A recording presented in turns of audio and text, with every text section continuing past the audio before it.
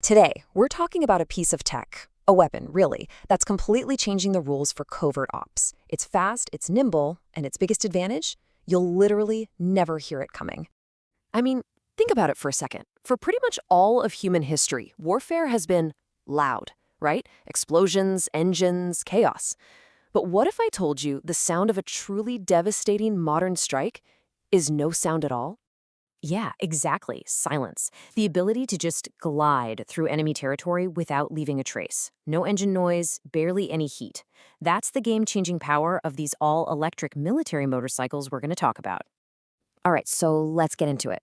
To really get why this is such a huge deal, you gotta understand the problem they were trying to solve in the first place. I mean, for special ops forces, if you get seen or heard, it's game over. Mission failed. So for a long, long time, U.S. Special Forces used these big armored vehicles. And yeah, they're tough, but they're also super loud, and they put out a ton of heat. In today's world, that's a huge problem, because sensors can pick up that sound and that heat from miles away. This created what the military calls a capability gap.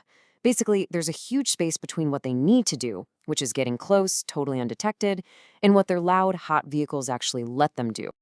And this really just lays it all out, doesn't it? A traditional gas bike? Loud, hot, needs constant work, fluids, spark plugs, you name it. But the Zero MMX, it's a whole different beast. It's almost totally silent, has a tiny heat signature, and since there's no gas or oil, it's a breeze to maintain in the field. We're talking about two completely different worlds here. And this quote, this really brings it home. As quiet as your refrigerator hum. Think about that. The MMX is running out about 55 decibels. That's crazy quiet for a machine that can top 80 miles per hour. It literally means that when a team is rolling up on a target, the loudest thing might just be the sound of their tires crunching on the dirt. So, you might be wondering, where did this thing even come from? It's not like it just materialized out of nowhere. It actually has a pretty cool origin story, starting as a regular old dirt bike and slowly being forged into a weapon for the most elite soldiers on the planet. And you can see that whole evolution right here. It kicked off way back in 2008 as this pretty humble trail bike, the Zero X. But with every new version, it just got tougher and more rugged. Then, by 2013, they were working directly with U.S. Special Forces, and that's when the purpose-built MMX was born. And now, you fast forward to today, and it's a standard piece of kit for elite units like the Marine Corps Recon. And this is the secret sauce right here, the bike's DNA. The guy who founded Zero Motorcycles, he had a background in aeronautical engineering, but also, and this is key, with Santa Cruz bicycles. So what you get is this amazing hybrid. It's part beefed-up mountain bike, super lightweight aluminum frame, and part powerful motorcycle with this crazy potent electric motor. That blend is what makes it so special. Okay, so obviously you can't just take a civilian dirt bike and throw it into a war zone. It needs some serious upgrades. And you better believe U.S. Special Operations Forces had a very, very specific wish list to make this thing truly mission-ready. So here's the million-dollar question. What happens when you run out of juice in the middle of a mission? Well, that's where the MMX's hot swappable battery packs come in. An operator can literally pull out a dead battery, slap in a fresh one, and be moving again in under 60 seconds. That kind of speed is just absolutely essential to keep the mission going. Another huge thing on that wish list, it had to be tough as nails. The MMX can be completely submerged in up to a meter of water, and it just keeps on ticking. Think about what that means. You can silently cross streams, even small rivers, that would totally stall out a normal gas engine. All of a sudden, you've got all these new infiltration routes that the enemy would never, ever expect you to use. And the list of battle-ready upgrades just keeps going. You've got keyless ignition for a super fast start. You've got a headlight you can switch off to run completely dark. It's got integrated wiring for IR systems, for night vision. And of course, that crucial, barely there heat signature to stay off thermal cameras. Every single piece of this bike is built for two things, stealth and speed. Okay, so we've got this amazing piece of technology. But how does it actually change things on the ground? How does it change the ways soldiers actually fight? Well, this is where the MMX stops being just a cool piece of gear and becomes a genuinely revolutionary tool. Right now, the Marine Corps is using this new tactic they call mobility teams. It's pretty smart, actually. Here's the breakdown. First, a bigger but still pretty light vehicle like a UTV gets the team in the general area.